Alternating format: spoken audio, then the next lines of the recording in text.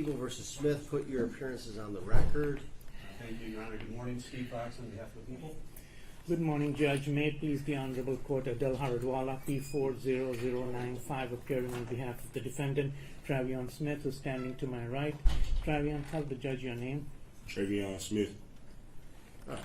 Any additions, deletions, or corrections? Judge, before we get started with sentencing, I have a couple of small word here for my client. Okay, proceed. Mr. Smith, you understand that I'm the attorney who did the trial, right? Yes. And we are here today for sentencing. Yes. And do you have any, are you satisfied with what I've done for you so far? I have asked him to do a few motions, but he haven't did them for me. I don't say that. I said I have asked him to do a few things for me that he haven't did. I don't know what's going on. Like at first it was good, but now I don't know what's going on. But I've been fighting my case for 2 years, Your Honor. I've been fighting my case since I was 16 years old. We at sentencing now. It's almost the end. I don't want you to feel like I'm trying to prolong nothing. I'm just ready to get everything over with. Are you satisfied with having Mr. Hardvala be your attorney today at sentencing right now? Yes, it's the end. It's up to you, Your Honor. Really. Well, he's your third attorney. You want to proceed with Mr. Hardvala Yes. today? Yes. Okay. All right. Thank you, Judge. All right. Is there any additions, deletions, or corrections? Yes, from the people's perspective, Judge. And I think the defense has one also that we're going to... Before we get to the guidelines, body of the report, anything?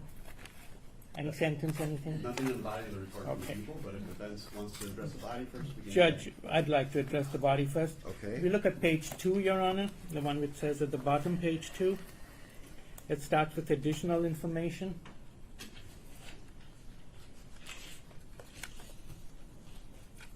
At the end. Additional information, adjustment to juvenile. Did I see that? Yeah. Your Honor, I would ask that the entire additional information paragraphs be stricken. They have nothing to do with the case, they are irrelevant, and Your Honor, they would be very prejudicial when read by the parole board. And that's the additional information concerning when he was in the juvenile center? Correct, correct. And the problem, Judge, is not only is it irrelevant, there's no way of being able to verify it. It talks about female youth, male youth, other youth, gang signs, youth bit the pencil. There's no name over here at all, Judge. It's just, allegations. All right, anything by the people? It should be maintained within the report, Your Honor. It is adequate information from the Juvenile Justice Center to be verified through the Juvenile Justice Center, which was done by the probation department. I'm sure your agent can speak to that. It is information about his conduct during the time frame in which he was he was incarcerated, but while this case was pending. So just like any other violations of bond, for example, when he acknowledged to the court that he would test positive for marijuana. Do PSIs normally add this information? I mean, what I'm saying is, was he ever charged with anything? No, Judge. These were not charges, Your Honor, but his conduct reflective of his behavior during the term in which he was on bond or pending charges before the court. Anything else? Nothing further, Judge. It's just unverifiable, Your Honor, and the parole board will consider it maybe 10, 15, 20 years from now. There are incident reports dated, marked within the JGC. And none of these instances resulted in any kind of violation. I guess he was sent to like a room, like a There was timeout. internal discipline, Judge, yes, for the first incident in which he threatened to sexually assault another female inmate. He was disciplined for that and removed from the situation. And another incident where he was improperly dealing with other juveniles in the facility in the classroom. That was dealt with internally. The third, where there's an allegation, at least an allegation, that Well, someone stabbed physical him. assault took place after he had been stabbed by another JJC inmate with a pencil. And then the fourth incident where he was throwing up gang signs in Unit A4. Those are all incidents within the JJC, Judge. His guidelines are not affected by any of those incidents. It's simply background information for the court just like his prior experience with his family, with work, and so forth, and even more importantly, this is conduct that took place while he was under the court's control. All right, I'm going to leave it in. So your objection's noted, but it stays in the case. Very good, Judge. We'll then get to the guidelines, Your Honor. Well, specifically, are we talking about OV9? There are two guidelines at issue, Judge. Yes, OV 91. I can address that first, and then the defense counsel has one, which I think we agree on, but I'll defer on that. Offense variable 9, Your Honor, is for the number of victims. The score was set with the 10-point range because of maximum 2 to 9 victims for personal injury. Clearly, in this case, we have the 2 officers who are chasing. We have the 3 family members, Faith, Norman, and Eli, as well as Faith's embryo, all victims. So those are 6 in the crime incident itself. But there's also a very specific case law, quite a bit of case law actually, establishing that, and the statute itself establishes that when other persons are placed in danger of physical harm or injury, they are to be counted as victims for offense variable 9. Specifically, People v. Reese, which is docket number 305356, as a 2012 case, Michigan Court of Appeals, as well as People v. Morrison, that's docket number 285662. Both I acknowledge are unpublished, but should be persuasive to the court.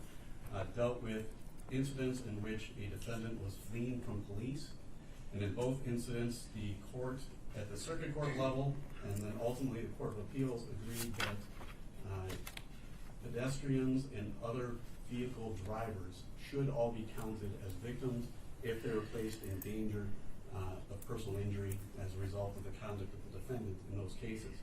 In this particular case, Your Honor, the defendant, during the course of this flight, passed, by my count, 29 cars, a tractor trailer, went through 3 red lights, a blinking yellow light, all while going in the area of 93 miles per hour, 88 ultimately just before impact. So, Your Honor watched the videos during trial, and on more than one occasion, he swerved between lanes to avoid other cars. Again, going through red lights with crossing traffic, and close to 30 vehicles, or around 30 vehicles total, that he went by during the course of the flight. I would suggest to the court that adds at least 30 potential victims. With that, Your Honor, it would be more than 10 victims subject to personal injury. That would make the score 25 points on offense variable 9 instead of 10 points. Response? Your Honor, these are cases which are unpublished, Your Honor. Offense variable 9, I was told, has been scored by probation with 10 points already, Your Honor. And that was based on the number of victims which were there at the time of the accident, namely the deceased, the husband of the deceased, and the child of the deceased. And therefore, Your Honor, there were 2 to 9 victims, and I would say the scoring is correct under OV9. In addition to that, all the other cars that were passed, these were all people in the community, Your Honor. So I would, based on that, basically indicate that the correct score is as done by probation, which is at 10 points. And Judge, just again, I recognize they were unpublished. Under MCL 777.39, quote, there were 10 or more victims who were placed in danger of physical injury or death, which is of course what we're talking about. Under subsection 1B, as in boy, further provides that, quote, count each person who was placed in danger of physical injury or loss of life or property as a victim. So the statute itself indicates that anyone placed in danger of loss of life or property is a victim for purposes of counting OV9. And probation originally scored this with 10. They did. And I spoke to Andrea Ruckwright. She's the probation agent who wrote the report. She indicated, at least to me, I can tell you as an officer of the court, that she referenced only those who are listed victims within the police report. She had not watched the videos and obviously couldn't go beyond with the information that the court does have at its hands. She did indicate that she did not have access to the dash camera footage, and if she would have scored 25 points. Okay. Ms. Harvella, we have, the prosecution provided me People versus Reese and People versus Morrison to make their argument. I know they're unpublished opinions, but do you have any case law that would contradict what Mr. Fox has provided? Judge, basically the case law is it stands for the proposition that the community itself always indirectly suffers when a crime occurs. People versus Carrigan, Carrigan, at 297 Mishap 513, a 2012 case says 25 points were improperly scored for more than 20 victims of property loss, where defendant pleaded guilty to vandalizing 2 school buildings. The community at large was not a direct victim of these crimes. Under the trial court's broad interpretation, nearly every criminal offense could result in a score of 25 points for OV9 because the community as a whole always indirectly suffers when a crime is committed. The only direct victims was the school district. Over here, the only direct victims is the persons who suffered the accident. I mean, but we're not saying this happened in Sterling Heights, right? We're not saying the community at large in Sterling Heights suffered. Rather, the potential victims are when he's going through a red light and there's cars right there. All the cars basically would be part of the traffic, Your Honor. That's my explanation. That's my argument. I say I don't believe that case is applicable, Judge, and I agree with that case, which is we cannot generalize the community at large for a specific incident to a specific victim. In this case, I'm not asking Your Honor to do that. I'm not asking Your Honor to account for every driver on every road in Michigan. These are for specific individual drivers whom the defendant passed and placed in danger. All right, with the case law that was provided to me and during the trial watching the video cam, there's definitely more than 10 people who are put at risk would be considered victims in this situation. So I'm going to do score OV9, 25 points. Okay. Judge, we're coming to OV6, and I'm going to reiterate 25 points have been scored by probation, and OV6 basically talks about 50 points for first-degree murder, the premeditated intent to kill. The second one is unpremeditated intent to kill, which is the second-degree murder. And the third one is where there was gross negligence amounting to an unreasonable disregard for life, which is 10 points. Over here, probation has scored 25 points for the unpremeditated intent to kill, unpremeditated intent to do great bodily harm, because there was apparently a high risk of death, knowing that great bodily harm was the probable result. Your Honor, so they've scored 25 points. Now the instructions to OV6 say, if points are scored against the offender under this variable, OV6, 10 points may not be scored under OV19, Your Honor. And OV19 has been scored with 10 points. So this is, and OV19 basically says the offender showed a wanton or reckless disregard for the life of or property of another person. And then again on OV19, the instructions say, if points are assessed under OV6, 10 points may not be scored under OV17.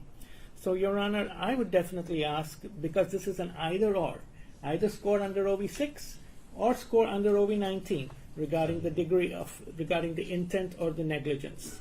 I would ask that in that case, Your Honor, OV17 be scored with 0 points. All right. Yes, Your Honor. I agree that OV17 should not be 10 points. However, it does not say either or, that it has to be 10 or 0. There's also a 5-point option. So the only thing that both OV6 and OV17 by statute reference is that if you score points on OV6, then OV17 cannot be scored at 10 points. So I believe it should be scored 5 points. All right, and Mr. Harvell, you believe it should be scored 0 points? I believe it should be scored That's 0. That's OV17. OV17. All right, I'm going to adopt the defense's argument and score OV17 0. With that, Your Honor, we've gained 15 points on offense variable 9, subtracted 10 points on OV17, which means an addition of 5 points overall. That would bring the total offense variable score to 100. That would raise the offense level to level 3. That would raise the guidelines so that they are now 225 to 375/life. All right. All right. They would, Your Honor, according to the guidelines book, be 225 to 375. Yes, Judge. That's what I'm showing. Before sentencing, is there anybody, any complaining witnesses who wishes to speak? Your Honor, I have 2 written statements. They've been provided to the court. If the court will allow me to read those statements, they're not comfortable Okay. personally. All right. Your Honor, the first is, my name is Rena. I was Faith's best friend, her sister through Christ, and the closest thing to a soulmate I've ever known in this life. We did everything together, laughed until we cried, prayed through heartbreak, stood by each other in every season of life. And ever since losing her, I carry a loneliness that words can't even touch. The world feels quieter without her, dimmer and less safe. When Faith married Norman, I didn't just gain a brother, I gained hope and the kind of love we all dream of. When Eli was born, I gained a nephew. And when she told me she was pregnant again, it filled us us all with so much joy and hope for the future. They were so full of life, so full of God. Their home was filled with music, laughter, and love. They were the kind of people who danced barefoot in the kitchen and prayed boldly at the dinner table. They were a light in human form. Faith gave everything to her family. She stayed home not because she had to, but because raising Eli to be kind, gentle, and a Jesus-loving boy was her greatest calling. Norman, he was everything you'd want a husband and father to be. He worked hard, but he never let the job rob him of his presence. He'd come home after a full shift, give Eli a bath, and do their nightly prayers as a family before putting him to bed. And he'd still wake up early with Eli so Faith could rest. He cleaned, he cooked, played, and he served. He loved his family with his whole soul because they were his everything. That crash didn't just take a life. It destroyed a future. It broke something in all of us. Norman survived, but he's no longer the man he was. His mind has been damaged. His body will never fully heal. But worst of all, his spirit, the part of him that believed in God, that led his family in prayer, has been silenced by grief. And I can't lie. There are days I've struggled with that too. Days where I've looked at the sky and asked God, why? Why them? Why this? They didn't deserve this. But still, I choose to believe. I choose to believe that even in tragedy, God is near. That he collects every tear, that justice served in this courtroom today ultimately belongs to him. And in that spirit, I want to say this. Though my heart aches in 1,000 ways, I forgive you, Travion. Not because it's easy, not because I'm not angry, but because God commands us to forgive, and I refuse to let darkness take root in my soul. I forgive so that I can breathe again. I forgive so that I can love again. I forgive because Faith would want me to, because Eli, sweet Eli, would want peace. But please know this, their lives mattered. Faith mattered, Norman mattered, Eli matters, and the beautiful baby we never got to meet, he mattered too. They were just beginning. They were just starting this next chapter of their story, and it was stolen. And now all we can do is speak for them, to honor them, remember them, and pray that their legacy will be louder than their loss. Thank you, Your Honor. Judge, the next is from Rhonda Bakers, R-A-N-D-A, Bakers, Bakehouse, B-A-K-O-S-S. August 12th is a day I will remember for the rest of my life. What should have been a normal day turned into the day the world collapsed around me. The day I forgot to take my next breath. The day I lost my best friend and sister. I speak not just for myself, but for Faith and Norman's family and for everyone in the community who was affected by this. I want the room to understand what we lost.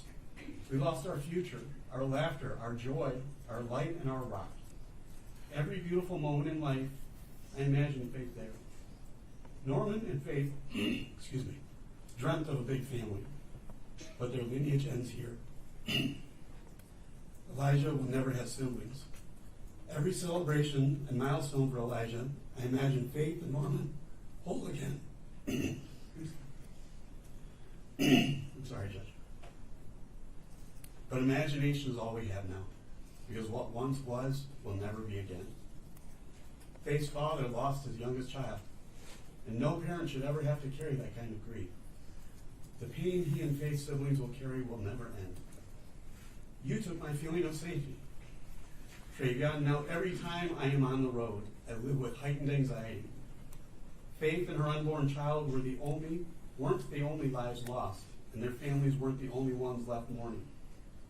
Norman remains in the same state, unable to do anything most of us take for granted, such as speaking, moving any part of his body, or living every single day. He's in chronic pain. Can you imagine being in pain and unable to do anything about it yourself? Because I can't. Eli lost his norm and routine. Norman can't hug his son, kiss him, pick him up, or speak to him.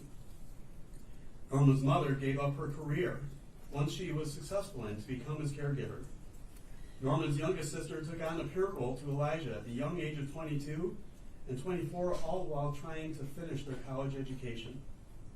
Their family had to sell their business to provide around-the-clock care. And 2 years later, Norman is still waiting on a miraculous healing. They had to remodel their home in order to be able to shower him and care for him. They take shifts throughout the night to turn him, to give him medication, to feed him through a tube. They have to read his eye movements just to understand what he needs. Every day is emotionally exhausting. Every day is filled with reminders of what was stolen. And the worst part, this didn't have to happen.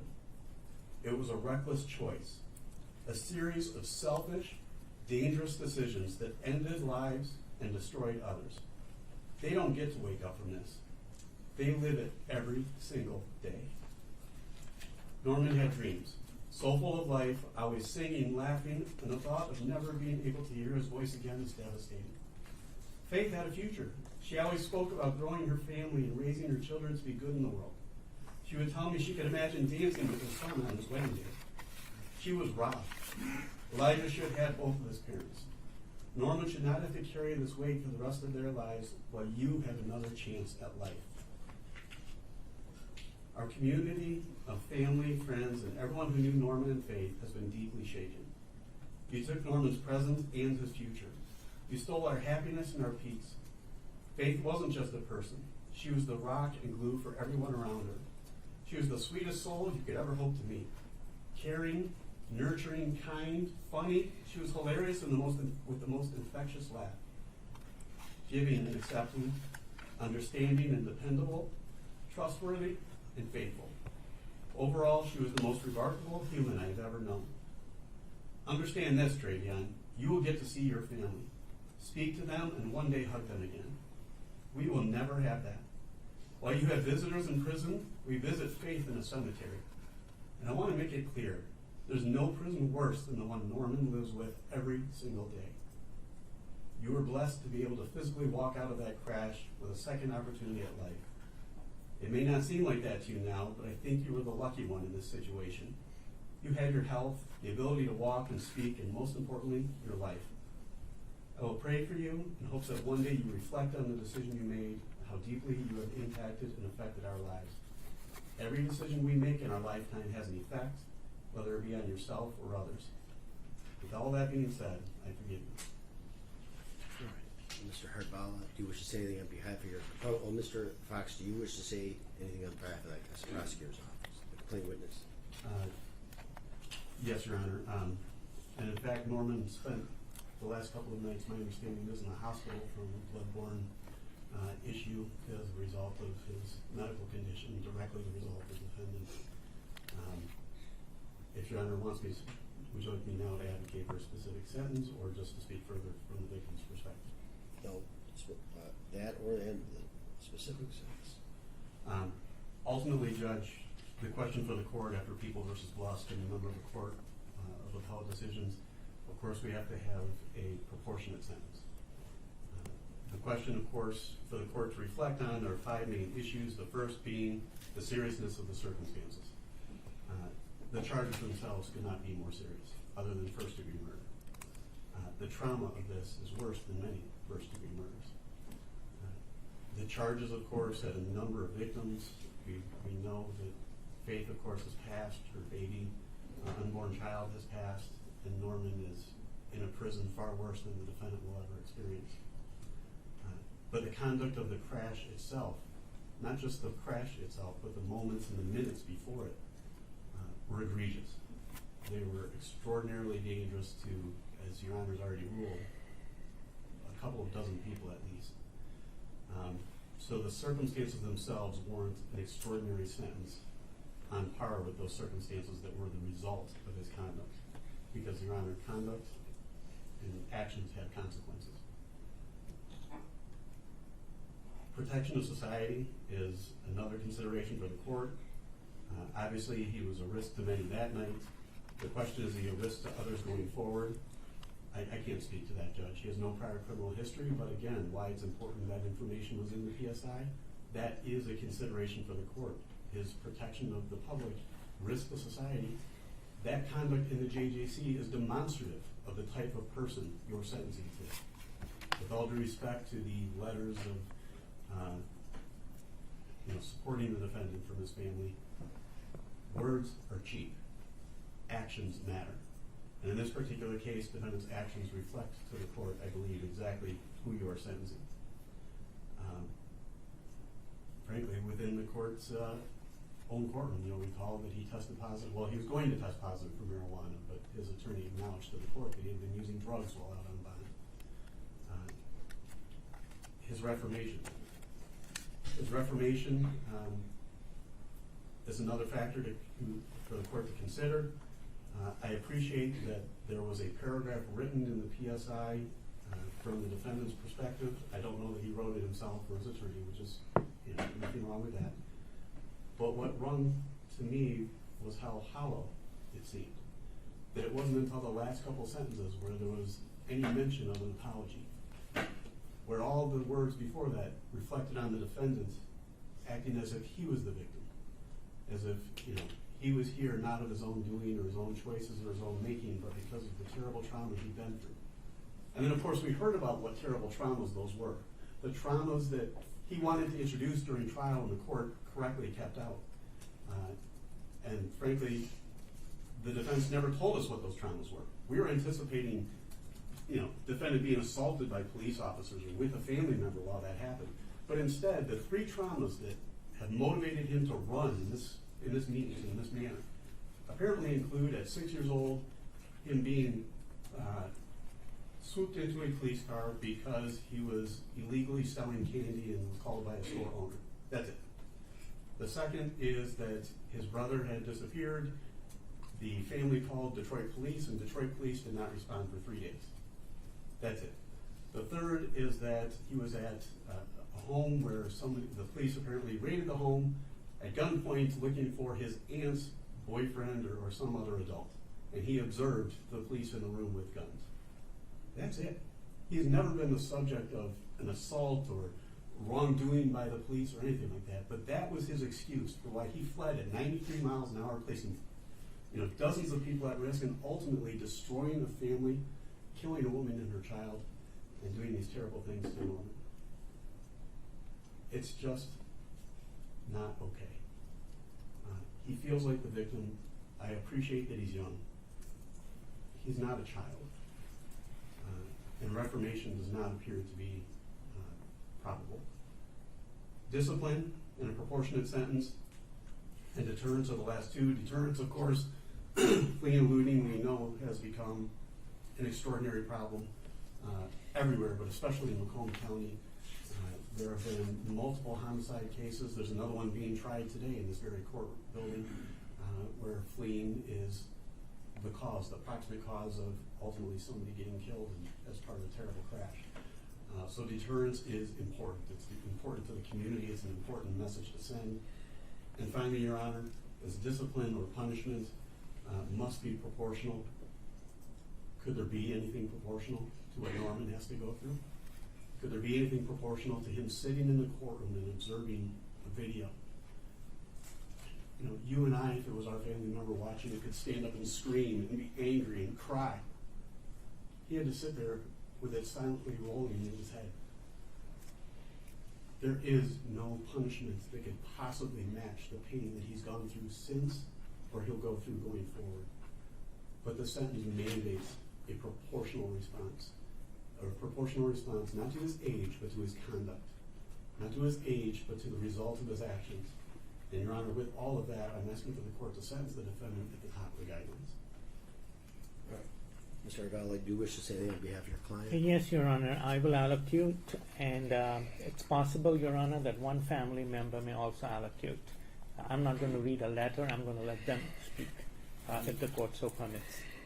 Well, that's not normally how that would work. I mean, it's you would say something on behalf of your client, then your client says something. If you want to, I guess, read something from a family member, I'll allow that. Okay. Your Honor, before I start allocuting for my client, I want the Kinaya family to know that my client and I deeply sympathize and offer our condolences. If we could bring the dead back to life, we would, regardless of the cost.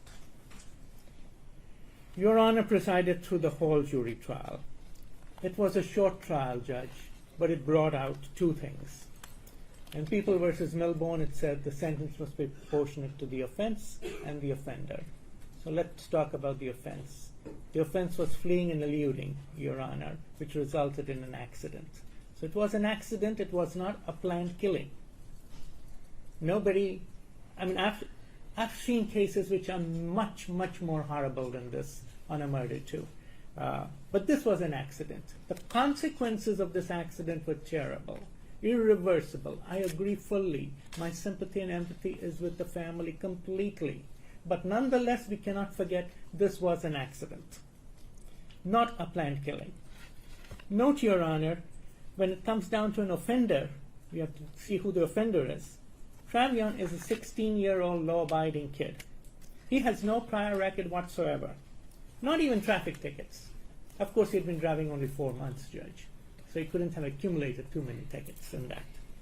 He had his own car as it came out at trial, but he did not drive it because he did not have insurance or registration. He wanted to follow the law.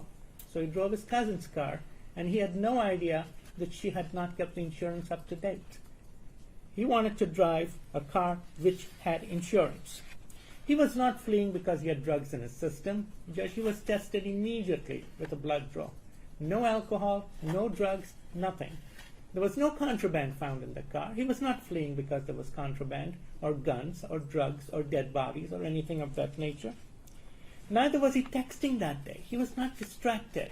He basically was just driving to go home. He had bought pizza, filled up gas. He was going home.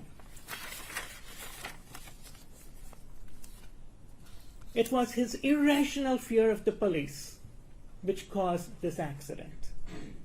As the prosecutor mentioned to me more than once, this is an irrational fear. And that's why we wanted to bring in the additional stuff to show that when you put yourself in his shoes, it is not irrational.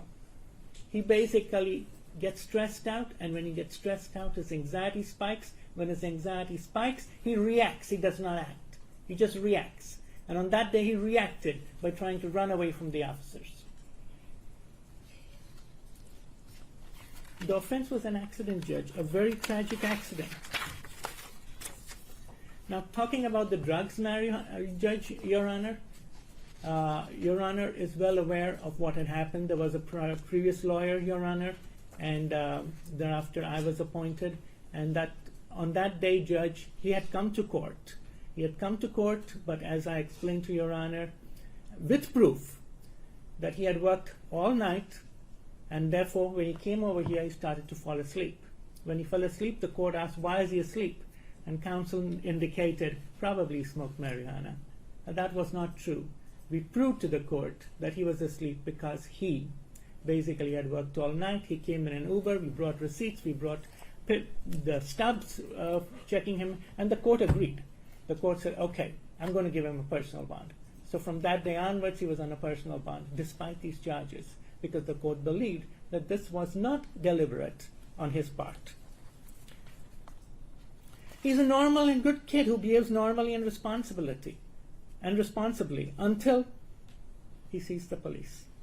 I understand Your Honor has to take into consideration the harm done to the Kinaya family.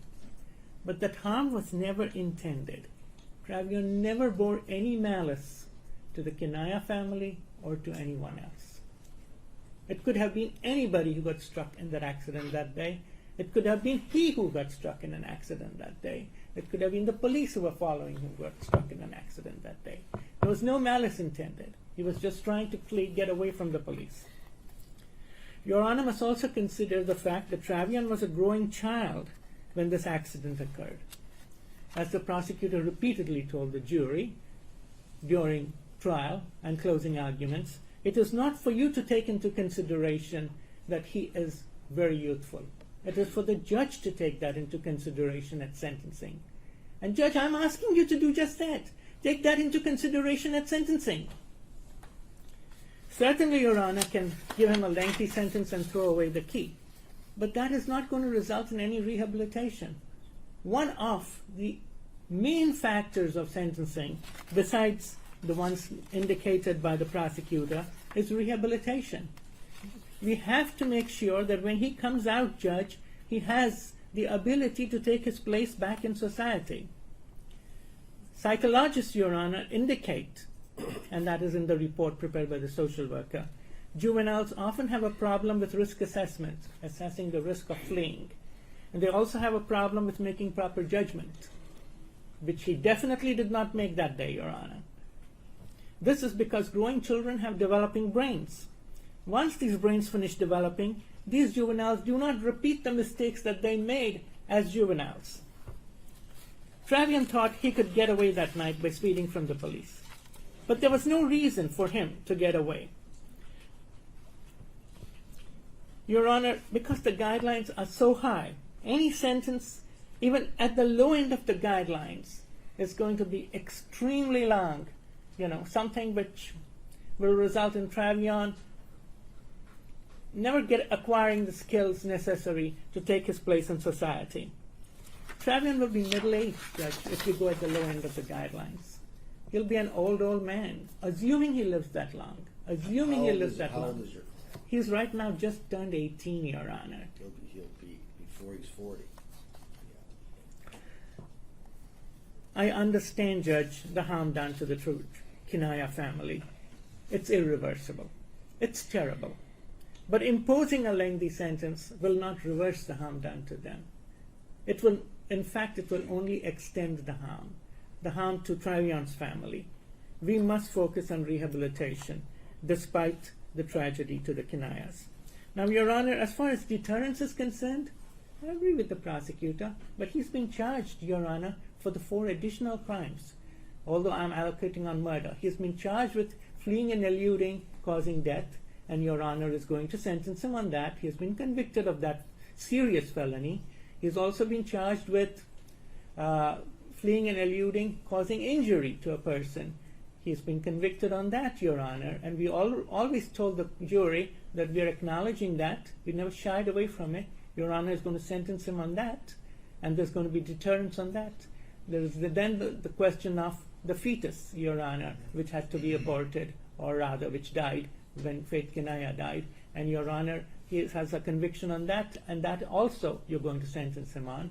And lastly, Judge, as far as the 2-year-old is concerned, he also suffered injuries, and there is a fleeing and eluding, causing serious injuries over there also, and he's got a conviction over there, and Your Honor is going to sentence him on that as well.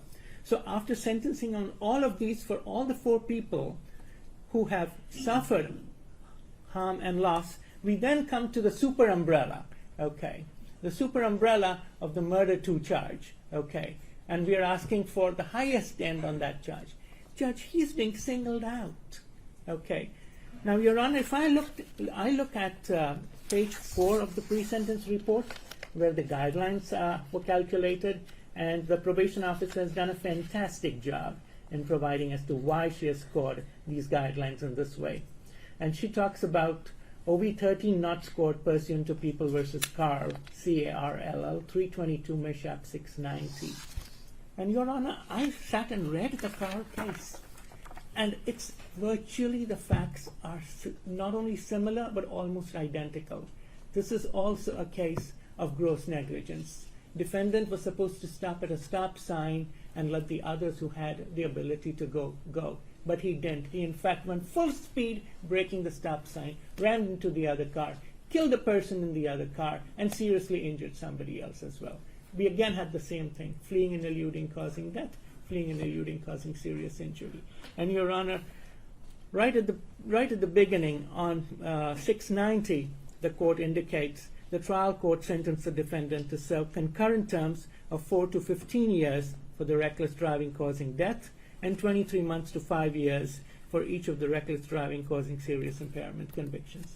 So, Your Honor, that is what I normally see in these cases. In this county also, Judge, we have a similar situation. Only a few days back, there was a lady who was drinking and driving. She caused death.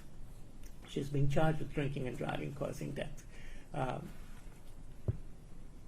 The murder 2 charge, Your Honor, has been added as an extra umbrella over to Travion. I'm asking the court to consider that it is he has been super punished, Your Honor. A fair sentence would be one which just punishes him for the one mistake he made that day in fleeing, but allows him to rehabilitate in the foreseeable future. Judge, foreseeable future, not the unforeseeable distant future. I thank Your Honor for the opportunity given to me to allocute for my client. My client does have a few words of sorrow and regret to express to the Kinaya family, if you may. Okay. Mr. Smith, what would you like to say?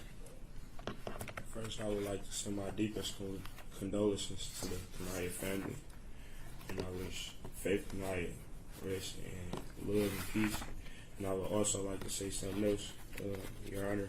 I respectfully move under MCR 6.431B for the court to review evidence related to the incident.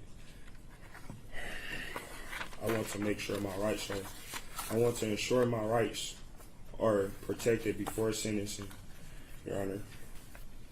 I have requested from my lawyer, my attorney, to file a motion to preserve my rights, and I respectfully request that this be my bad, Your Honor. I'm kind of nervous, that's why I keep stuttering. And I respectfully ask that this be noted on the record today. I also ask for a chance, Your Honor. I was 16 when this terrible accident occurred.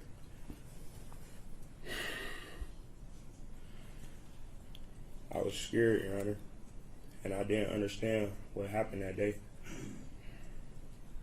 I didn't commit any crimes, so I couldn't understand why this happened to me. I truly don't even understand why they followed me in the first place, Your Honor.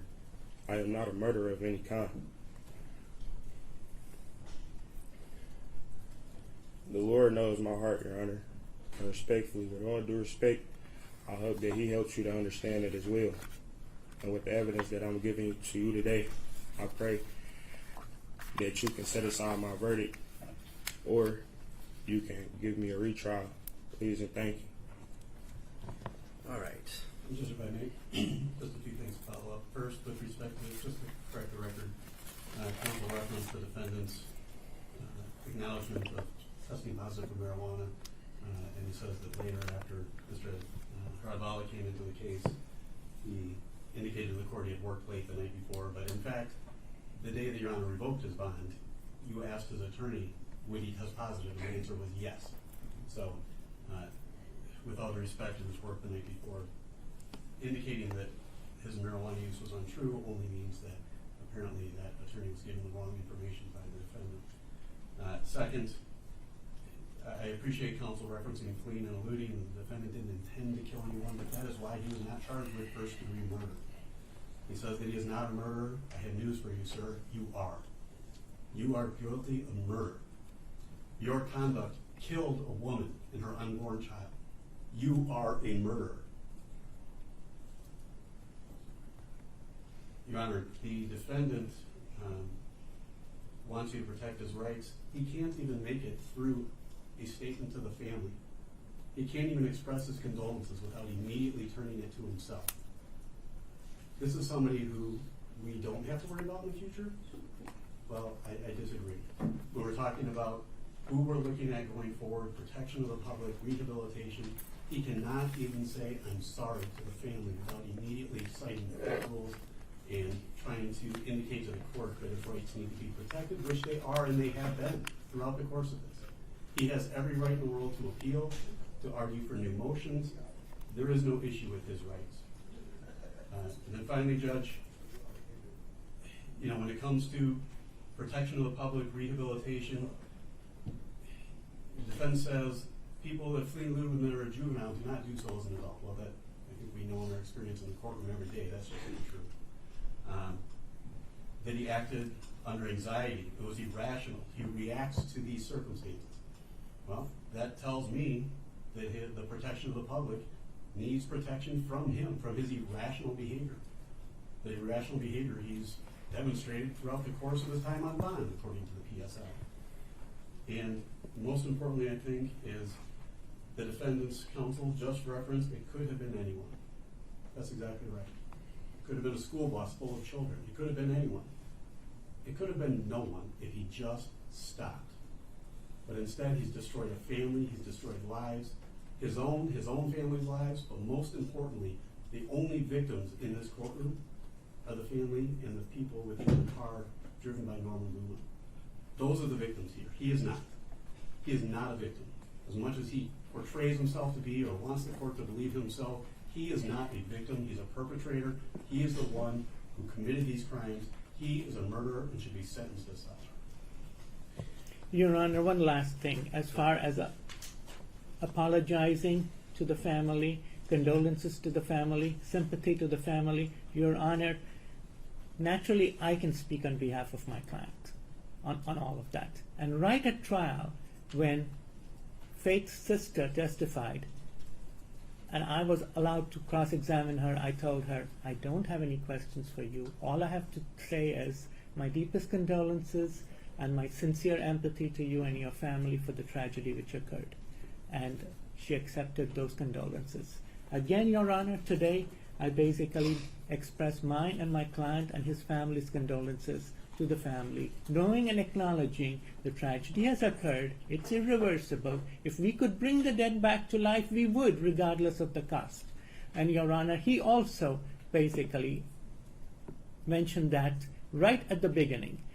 Of course, he got caught up into the court rules, Your Honor. That was extra, Your Honor. I acknowledge that.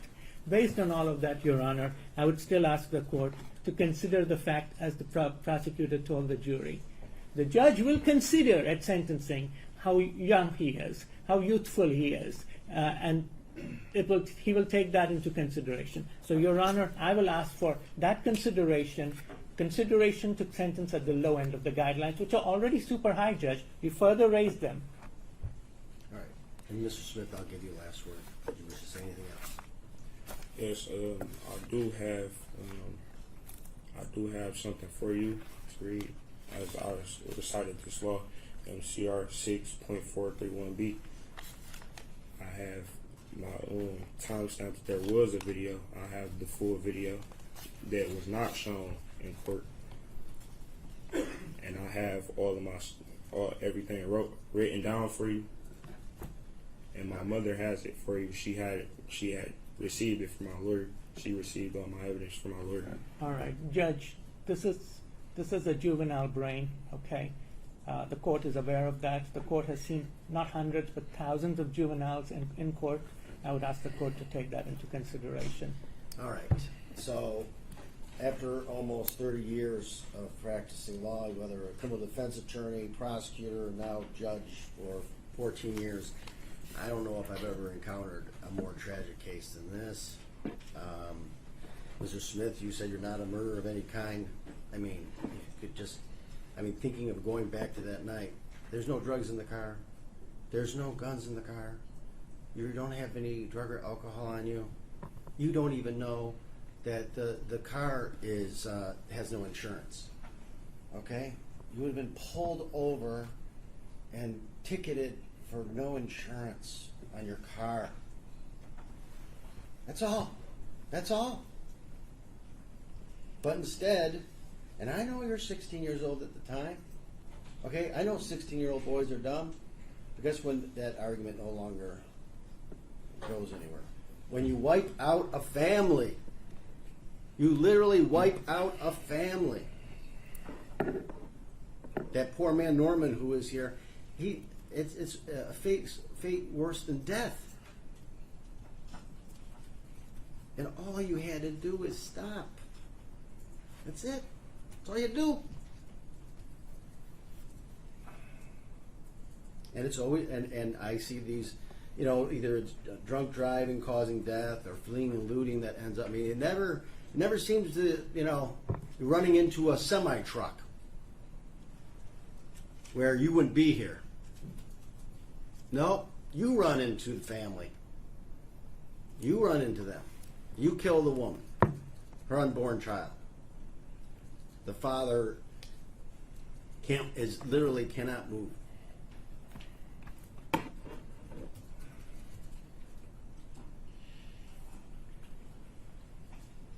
And you know, the letters that were read by the victim's friends, I think were very nice. They have, I mean, the victim in this family, one of the victims, her name is Faith. So,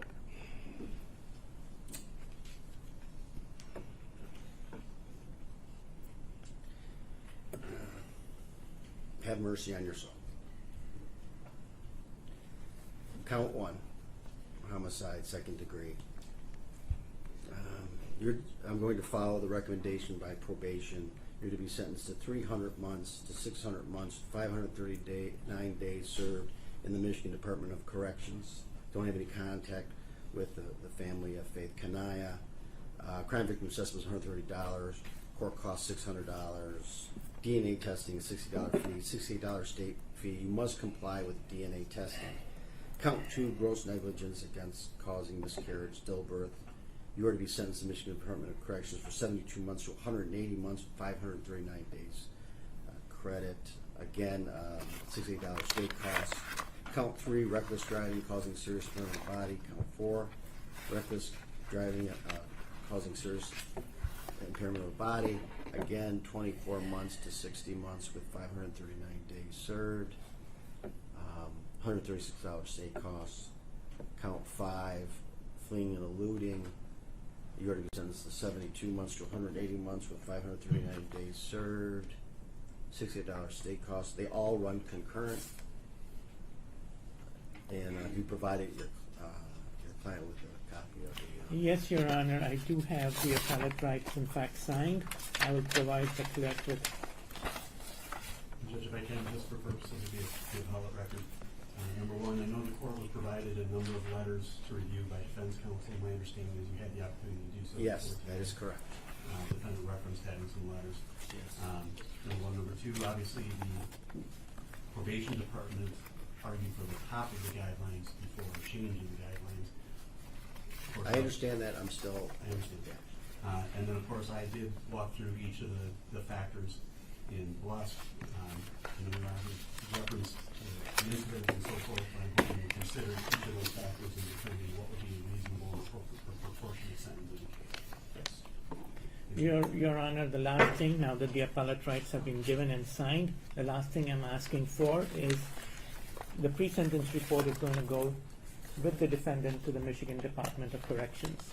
I am asking that the juvenile pre-sentence investigation report prepared by the DHHS, as well as the mitigation report prepared by Teresa Cipriani, the social worker from the Public Defender's Office, be stapled to the pre-sentence report as it is sent to the MDOC. This will allow them to have a more complete and full picture at the time they decide on parole. And that's very important, Judge, because in a murder case, if parole is denied once, you don't go back again next year before the parole board. You have to wait for 5 years before you get seen by the parole board again. That is the parole board's policy and decisions. So if he's flopped once, Judge, then we're looking at 5 years, again 5 years. So I would definitely ask. So what are you asking for? The report prepared by the DHHS by Mr. Bell. Yes.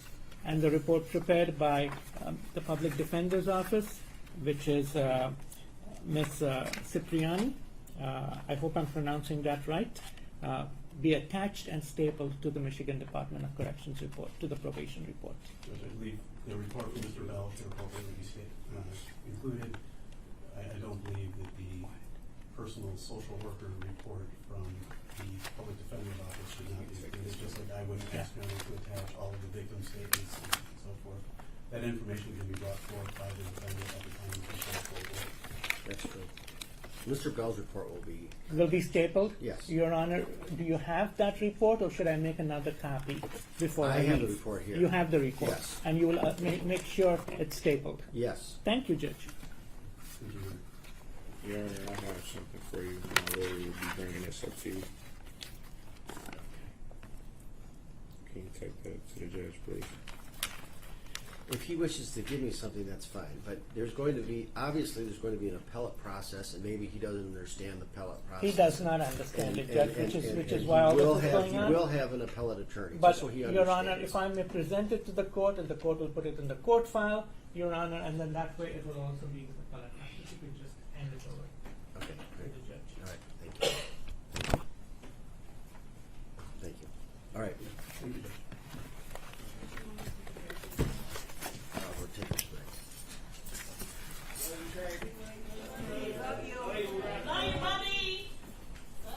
All rise for the recess.